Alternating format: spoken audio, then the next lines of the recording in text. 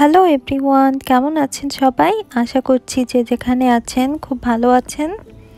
তো আজ আপনাদের সাথে শেয়ার করছি জিভে জল আনা টক ঝাল মিষ্টি জলপাইয়ের আচার। আর আচার খেতে কে না ভালোবাসে। তো চলুন দেখে নিই কীভাবে খুব সহজেই মাত্র সামান্য কয়েকটি উপকরণে এই মজাদার জলপাইয়ের আচার তৈরি করতে হয়। এখানে আমি 2 প্যাকেট ফ্রোজেন জলপাই নিয়েছি। আমার এখানে আসলে ফ্রেশ জলপাইটা পাওয়া যায় না, এজন্য ফ্রোজেনটা নিলাম। তবে টেস্ট কিন্তু একই হবে। তো এখানে প্রায় 800 গ্রামের মতো জলপাই আছে। এখন এই জলপাইগুলোকে আমি সেদ্ধ করে নেব।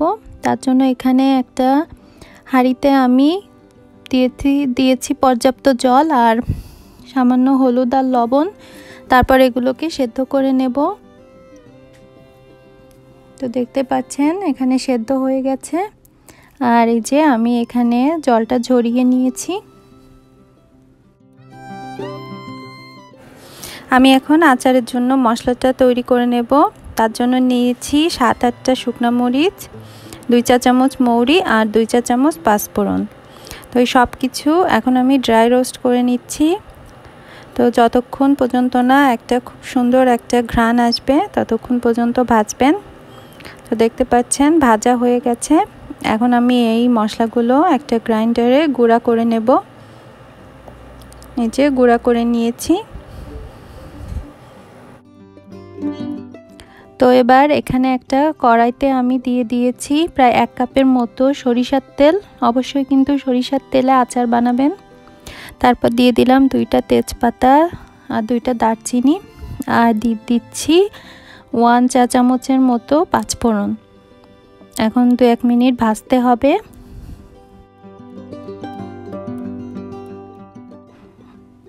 তো 2 মিনিট হয়ে গেছে।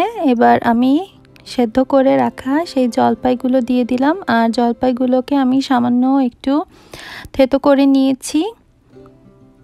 তো দেখতে পাচ্ছেন একে একে আমি দিয়ে দিচ্ছি।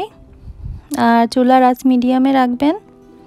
এখন খুব ভালো করে তেলের সাথে জলপাই মিশিয়ে নিচ্ছি।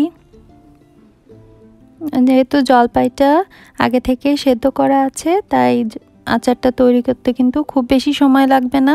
আপনারা কিন্তু আম দিয়েও এভাবে আচার তৈরি করতে পারেন। আর এই আচারটা কিন্তু বাইরে রেখে প্রায় 3 থেকে 4 মাস খাওয়া যায়, ভালো থাকে।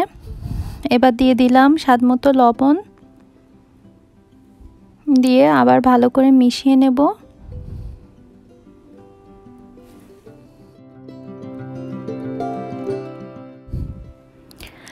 তো দেখতে পাচ্ছেন মেশানো হয়ে গেছে। এবার আমি দিয়ে দেব চিনি। এখানে আমি 1 কাপ চিনি ইউজ করেছি। আপনারা চাইলে চিনির পরিমাণ কমিয়ে বাড়িয়ে নিতে পারেন। যেহেতু টক ঝাল মিষ্টি টাইপের আচার, এজন্য চিনি 1 কাপ চিনি যথেষ্ট আসলে। তো চিনির সাথে আবার জলপাইগুলোকে খুব ভালো করে মিশিয়ে নিচ্ছি।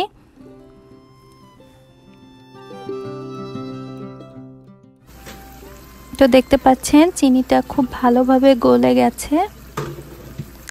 এই পর্যায়ে আমি দিয়ে দিচ্ছি আধা চা চামচের মতো হলুদ গুঁড়া।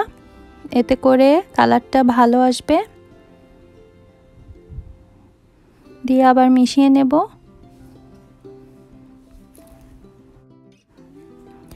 এখন দিয়ে দিচ্ছি সেই আগে থেকে তৈরি করে রাখা মশলা।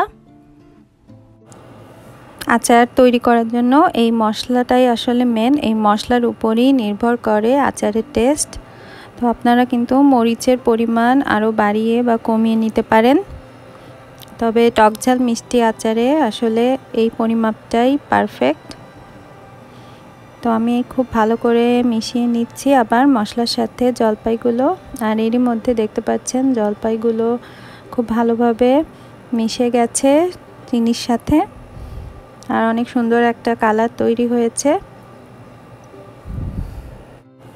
তো আচার তৈরি করা কিন্তু শেষের পথে। সব শেষে দিয়ে দিচ্ছি এখানে 1 টেবিল চামচ ভিনেগার। এটা হোয়াইট ভিনেগার।